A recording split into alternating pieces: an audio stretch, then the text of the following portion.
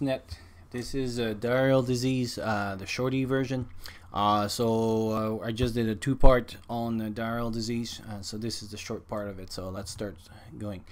So there's four different causes of the diarrhea, but basically what it is, it's an imbalance of the absorption and secretion property of the intestinal tract, meaning there's too much water or secretions or liquid basically into your guts, and when it goes out, it makes your stool look like we all know what diarrhea looks like.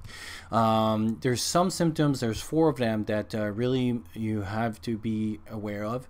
If you have fever more than 6 hours after you've been drinking, rehydrating yourself, then it's more, because basically 98%, 95% of the time, if you just stop solid inclusion, because we all know that we can be 3 weeks without eating, but you can concentrate on just drinking oral rehydration solution, then you're good.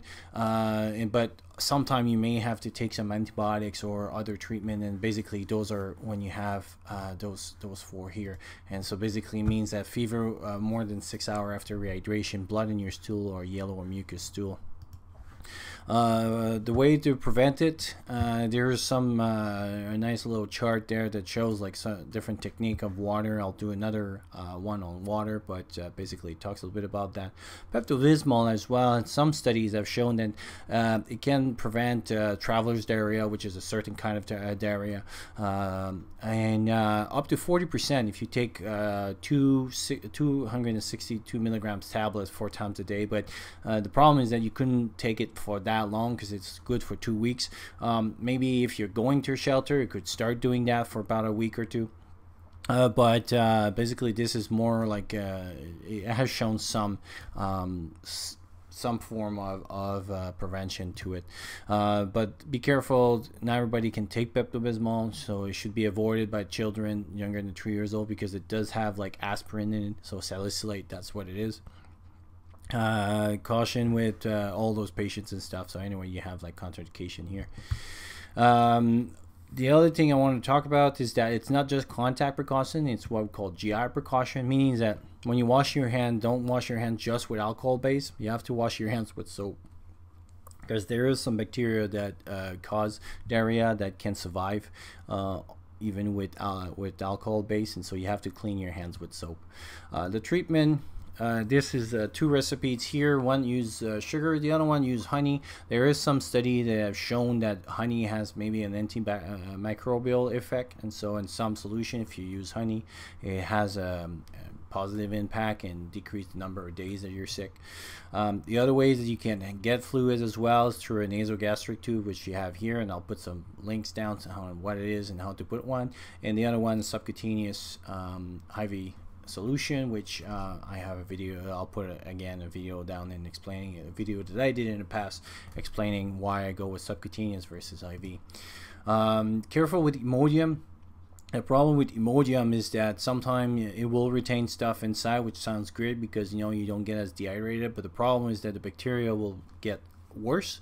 And by getting worse, so basically you're trying, this is what your body wants to do, and this is what you're trying to do with it, close it. And what happens is that those bacteria will need to go somewhere, and what they'll do is they're to traverse from your guts to your bloodstream, and you'll have a bacteremia, and you'll have way more. So especially when you have those four categories, Imodium would be way contraindicated, and actually it's one of them. If you have bloody stools, it says not to take Imodium, or if you have any fever with your diarrhea. Antibiotics, those are the recommendation, but again with the four and which one, that depends on what it is, and we'll have other videos talking about antibiotics. This is the kind of foods that you can have if you have diarrhea, rehydration drinks and stuff like that. So one with vomiting, one if you're not vomiting. This is another type of food after slowly get that reintroduced. And the other one too is, this is the food not to have if you have diarrhea, because they'll get worse. You'll get urethral. Congee is a good one that you can have. There's a recipe right over here. It's basically just rice that is prolongedly cooked with a ratio of like 2 to 10, depending of, so 2 cups, like this one is 1 cup for 10 cups of water. So it creates this kind of porridge kind of consistency, and it's pretty good. And this is the algorithm in the Doctor Without where there's no doctors. That's what they recommend, like for diarrhea and things like that. But basically 95% of the time it's drinking, stopping all food, drink a lot of water, but not just water, but you need to rehydrate yourself with some a solution like ORS, and that's what it is. And very rarely you'll have to take antibiotics. Sometimes you may have to, but otherwise that's all it is. So that was the shorty for diarrheal disease, and I'll talk to you soon.